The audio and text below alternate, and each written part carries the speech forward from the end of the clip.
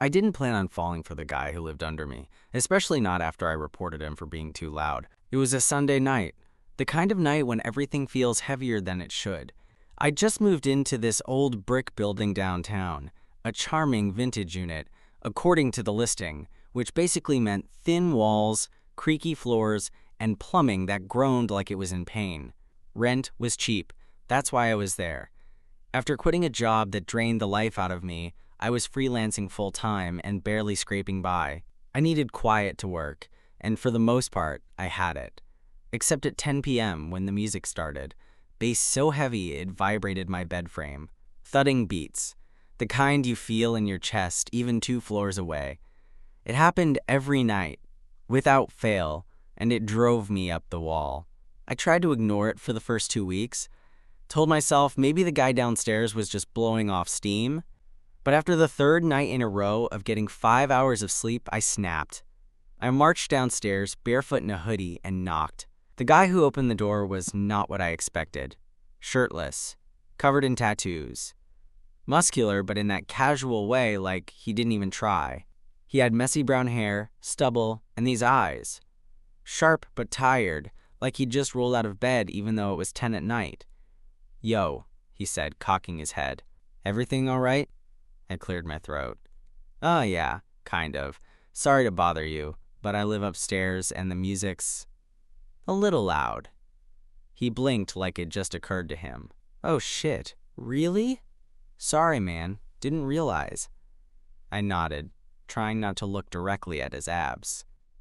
"No big deal, I just was trying to get some work done." He scratched the back of his neck. "Yeah, that's on me.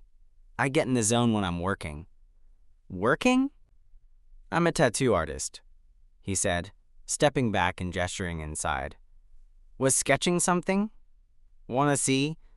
I hesitated. I hadn't expected that invitation. But curiosity, and, let's be honest, something else entirely, got the better of me. I stepped inside. His apartment looked like an art studio exploded inside it. Papers, ink bottles, sketchbooks, a tattoo gun sitting on the counter next to a half-eaten bag of gummy worms. There were designs pinned to the wall, snakes, skulls, floral sleeves, a phoenix rising out of flames. All of them good. Really good. "I'm Leo, by the way," he said, watching me take it all in. "Connor." He held out a hand, and when I shook it, I felt the kind of pause that goes on just a second too long. He picked up a sketch off the table, some wild-looking dragon coiled around a sword, and handed it to me. "This is what I was blasting music over. Worth it?" I laughed despite myself. "Honestly, kind of." He grinned. "You got any ink?" I shook my head. "Nope, clean canvas." Leo raised an eyebrow. "That's a shame. I could fix that." I snorted. "I'll think about it." "No pressure," he said. "But if you ever change your mind, first one's on me." I didn't get a tattoo that night, but I left his apartment with a buzzing in my chest. Something about him, his energy, the way he looked at me when I spoke, stuck with me. 2 nights later, I got a text. "Leo, still owe you one. You busy?" I stared at the screen for maybe half a second before grabbing my keys. I told myself I was just going to hang out, that it didn't mean anything. Leo's text was vague enough to be casual, but specific enough to make my stomach flip. I'd stared at it for a minute, tried to come up with a reason to say no, but none of them made sense, so I went. His door was already open when I got there, music playing low from a speaker somewhere inside. Soft indie this time, a far cry from the bass that had made me knock in the first place. Leo was on the couch, sketchbook in his lap, a pencil tucked behind his ear. He looked up, smiled. "Hey, come in." I stepped inside, suddenly aware of how underdressed I was. Hoodie, gym shorts, slides. Not that Leo cared. He was in gray sweatpants and a tank top, barefoot, relaxed like he always was. He motioned to the seat beside him. "You drink?" I blinked. Sometimes." "Cool. Beer okay?" "Yeah." He grabbed two from the fridge and tossed one to me. I barely caught it. We sat there for a minute, sipping in silence while he flipped through his sketchbook. His drawings were all over the place. Wolves, anatomical hearts, vines wrapped around broken swords. Raw, detailed, emotional. It felt like looking into someone's brain. "You ever think about getting a tattoo?" he asked eventually. "I mean, yeah, but I never got around to it." Leo looked at me like I'd just told him I didn't believe in air. "You're seriously telling me you've never had an idea? Not even a dumb one?" "Okay," I admitted. "Once in high school, I thought about getting a tiny crescent moon behind my ear."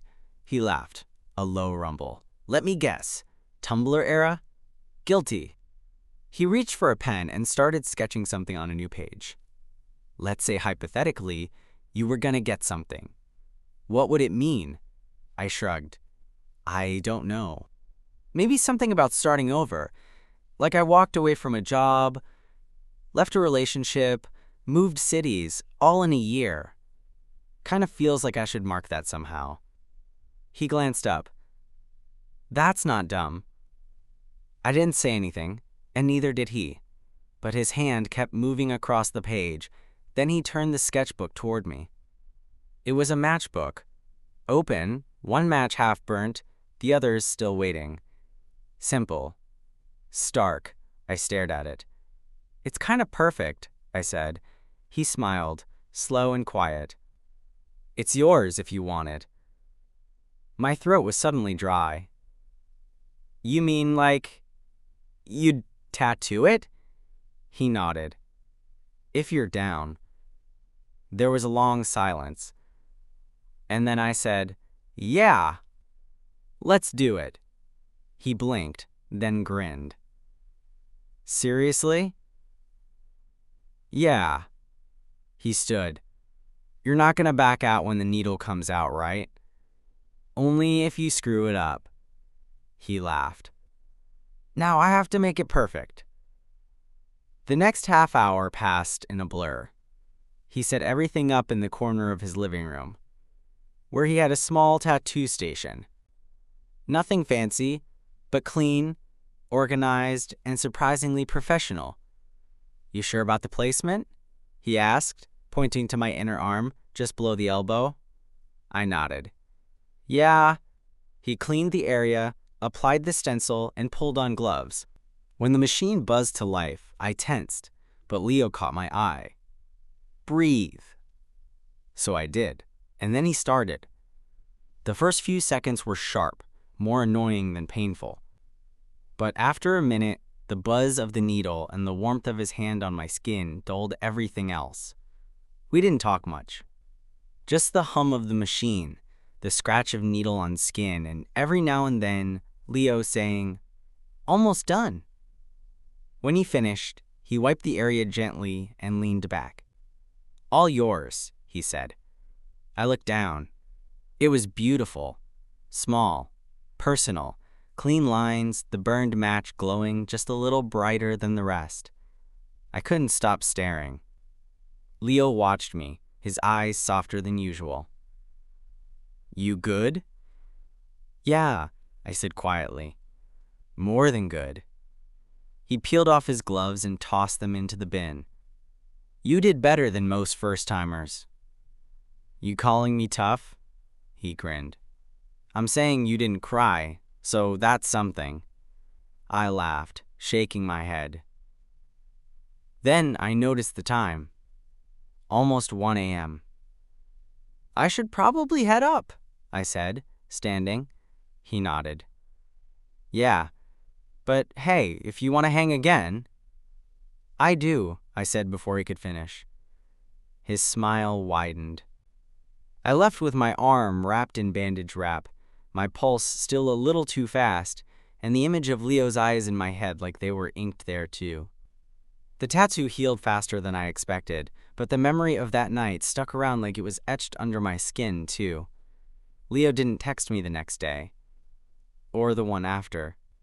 I told myself it didn't mean anything, that he was probably just busy with clients or class, But every time I heard footsteps downstairs or music playing late, my chest tightened a little. I kept thinking about the way he looked at me while he worked. Not flirty, not obvious, just intense, focused, like I was more than just a canvas. I tried to distract myself, took on extra work, buried myself in edits and emails. But every time I rolled up my sleeve and saw that little matchbook, I thought of his hands, the way he said breathe, the warmth in his voice when he said I did good. It took 3 days before I saw him again. I'd just gotten back from the corner store, arms full of snacks and LaCroix, when I heard the door open behind me. "Connor!" I turned. Leo stood at the base of the stairs, hoodie unzipped, gym shorts clinging to his legs. His hair was wet, probably fresh out of the shower, and his expression unreadable. "Hey," I said, suddenly forgetting every word in my brain. He shoved his hands in his pockets. "You free?" I held up the grocery bag. I mean, I was gonna binge trash TV and eat these peanut butter pretzels, but yeah, he smiled, faintly. "You want to come down for a bit?" I nodded. "Give me 5. When I showed up at his door, he was back on the couch, TV on, lights low. He looked up like he'd been waiting. "I got a bottle of something if you're in the mood," he said, motioning toward the kitchen. "What kind of something?"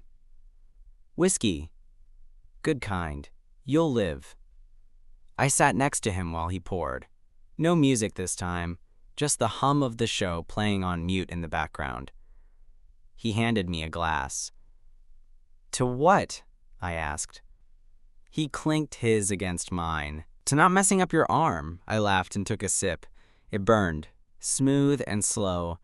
We sat there, close but not touching, the kind of distance that felt intentional, like we were both aware of it. "So," he said eventually, "you like it?" I looked at him, surprised. "The tattoo?" I asked. "Yeah, a lot. Good, I was worried." "You? Worried?" He shrugged, looking away.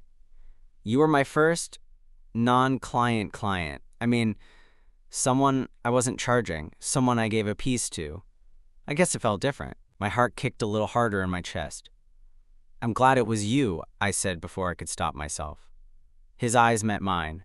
There was a beat, a pause that felt loaded, heavy with something I couldn't quite name. Then he asked, "Why did you really come down that first night?" The question caught me off guard. Because of the music." "Yeah," he said, quietly, "but you could have just banged on the floor like a normal neighbor." I stared at him. He leaned back, gaze still on me. "I noticed you before that, you know. In the hall. On the stairs. You'd always look down or rush past. I thought you didn't even see me," I said honestly. He laughed softly. "You were kind of hard to miss." We were silent again. The only sound was the faint TV static and the soft clink of ice in our glasses. Then Leo set his drink down, turned slightly toward me. "I've been thinking about it. That night, when you left." "Yeah?" "Yeah." He hesitated. I almost said something. I swallowed. "What would you have said?" He looked at me, long and slow. "I don't know," he said finally. "Maybe something I shouldn't." I didn't realize how close we'd gotten until I looked down and saw our knees touching. Neither of us had moved away. "You can say it now," I said, almost a whisper. He didn't say anything. Instead, he leaned in. But he stopped, just short of it, his face close enough that I could feel his breath.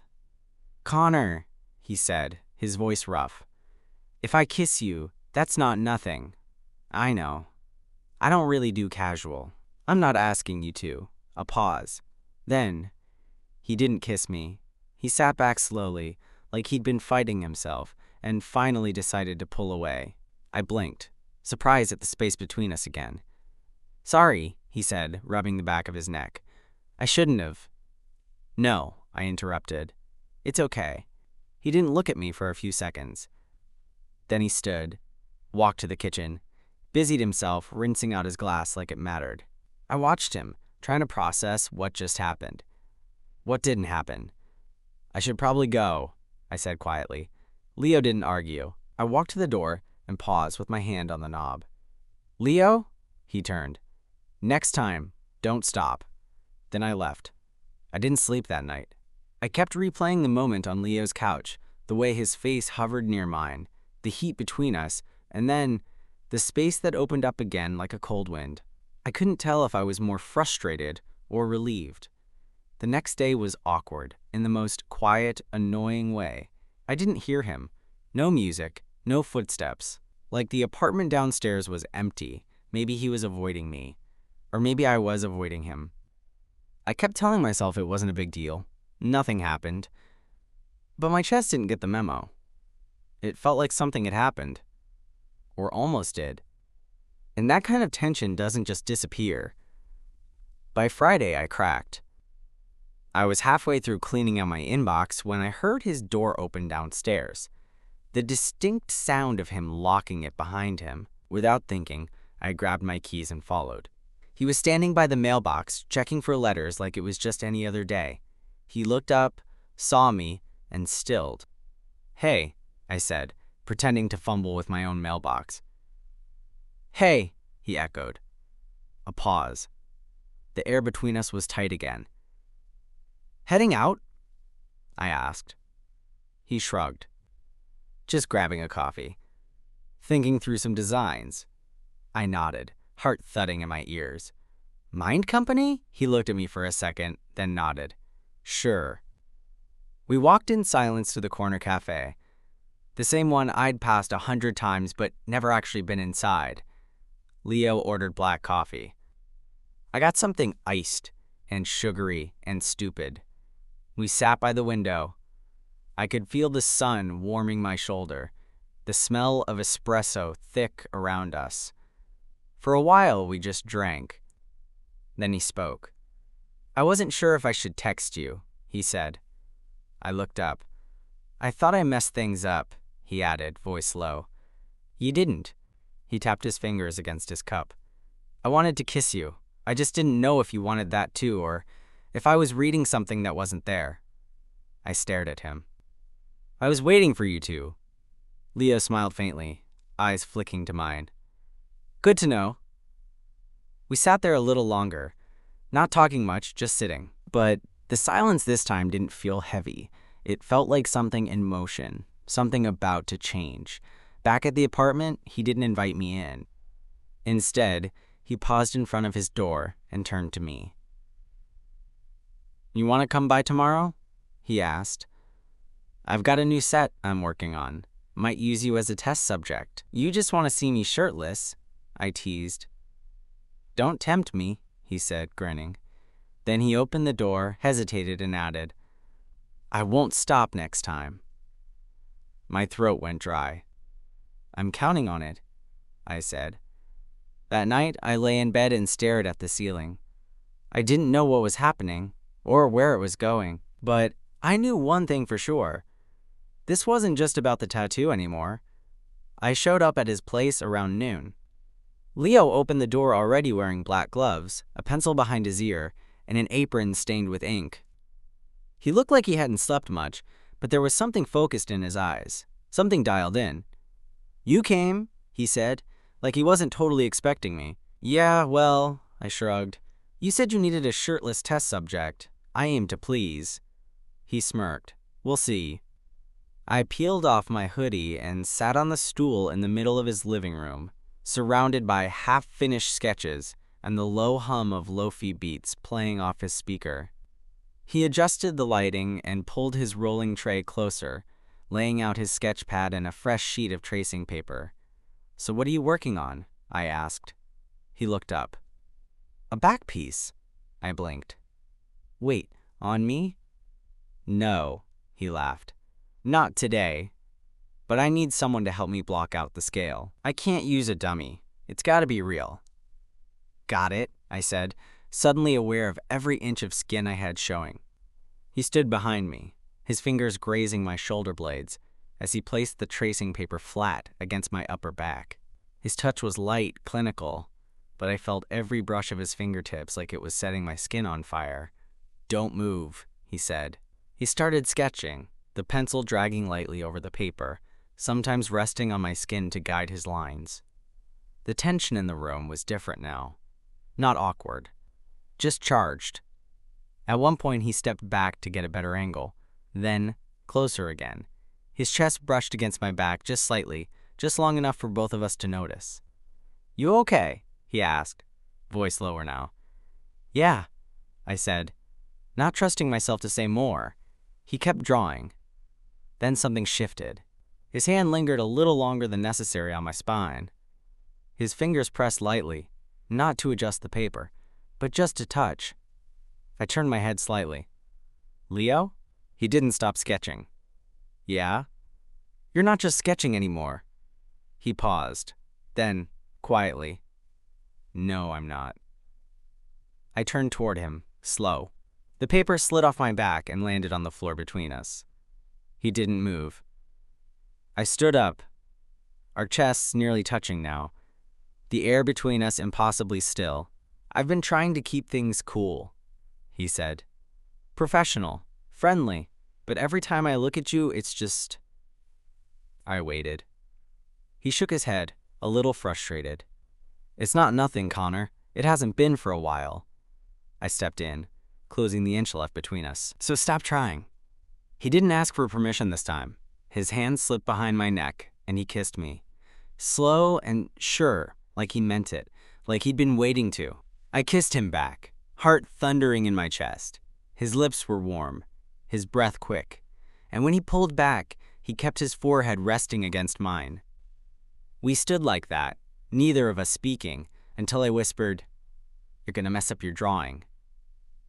"I don't care." He kissed me again. And this time, it felt like a line had been crossed, a line neither of us wanted to step back from. I don't know how long we stayed like that, his hands on my hips, my fingers lightly gripping the edge of his apron, the silence between kisses broken only by the soft thump of our heartbeats.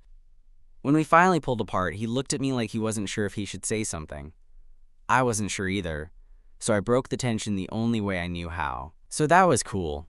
Leo let out a breath of a laugh, his forehead still resting against mine. "Cool, huh?" "Yeah," I said. "Like, maybe one of the top 5 moments of my adult life," he grinned. "Only top 5? Don't push it. I'm still ranking." We sat down after that, on the couch this time, not saying much for a few minutes. I was shirtless, still slightly flushed, and he looked different now. Calmer, like something he'd been holding back for weeks had finally slipped loose. He finally broke the silence. I wasn't sure if I should make a move. "I was waiting for you to," I said again, and he just nodded, like that was all he needed to hear. "Things haven't been simple for me lately," he said. "I had a thing before. A guy. It ended messy. I promised myself I'd keep it casual after that. Just focus on work, school, not get tangled up. And here I am," I said, teasing, but something in me twisted. Leo didn't laugh. "Yeah," he said. "Here you are." It felt heavier than it should have. I didn't want to push, but I didn't want to be a rebound either. "I'm not asking for anything serious," I said carefully. I like being around you. You don't have to figure it all out right now." Leo turned to me, eyes locked on mine. "What if I want to?" I blinked. "Want to... what?" "Figure it out." That caught me off guard. "Then I guess we do," I said quietly. "Together." He smiled again, small but honest. He leaned in and kissed me one more time, slower this time, less urgency, more meaning. The rest of the afternoon passed in that soft space where things don't need labels or answers. We didn't rush to fill the silence. We didn't plan anything. We just existed. He finished his sketch, finally, using my back as a reference, even while I was still warm from the way he touched me. Every now and then, his fingers would brush my skin like he was remembering the earlier moment, and I couldn't stop the smile that tugged at my lips. Later, when I was about to leave, he walked me to the door. "You coming back tomorrow?" he asked, not even trying to be casual about it. "Depends. On what?" "On whether you're gonna kiss me like that again." Leo leaned against the doorframe, smirk just slightly crooked. "I might kiss you better," I stepped close. That a promise? Guess you'll have to find out. I didn't wait long to find out if Leo meant it. I was back downstairs the next night, takeout in one hand, the other shoved deep into my hoodie pocket to keep it from shaking. I told myself this wasn't a big deal. Just dinner. Just hanging out. Just whatever we were. Leo opened the door barefoot, wearing a plain white tee that clung in all the right places. His eyes lit up when he saw me. Not overly dramatic, just real. You brought food, he said, stepping aside to let me in. I figured if we're gonna blur lines, we might as well do it over greasy dumplings. He gave a quiet laugh. God, you're such a nerd. We ate on the floor, sitting cross-legged on a blanket he tossed down like we were having a picnic. Music played low in the background, something mellow and jazzy. I watched the way he ate, slow, careful, like he was tasting every second of this moment. At some point, our shoulders bumped. He didn't move away. Neither did I. Can I ask you something? I said, picking at the edge of the dumpling box. Sure. That guy. The one before me. Was it serious? He didn't flinch, just nodded slowly. It was. But it was also toxic as hell. I ignored a lot of red flags because I didn't want to be alone. I let that sit for a beat before saying, I'm not here to replace anyone. I know. And I don't want to be the rebound guy. You're not. I looked at him. Then what am I? Leo leaned in, his voice soft but steady. You're the guy the first can't stop thinking about. The one I waited too long to kiss. The one who makes my apartment feel less like a box and more like a place I want to stay. My chest ached. In a good way. We didn't rush anything after that. No declarations. No drama. Just two guys sitting close on a hardwood floor with the windows cracked open and the city humming outside.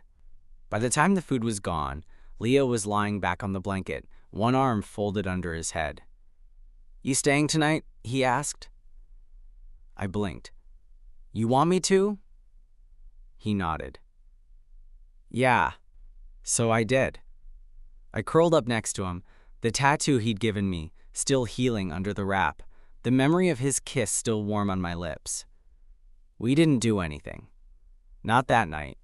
Just laid there, talking quietly until our voices faded into silence. His hand found mine under the blanket, fingers brushing first, then linking gently. I like this, he said. Me too. The room went quiet again.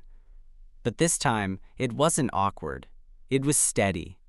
It was real. Before I drifted off, I whispered, What happens now? Leo pulled me closer. Whatever we want.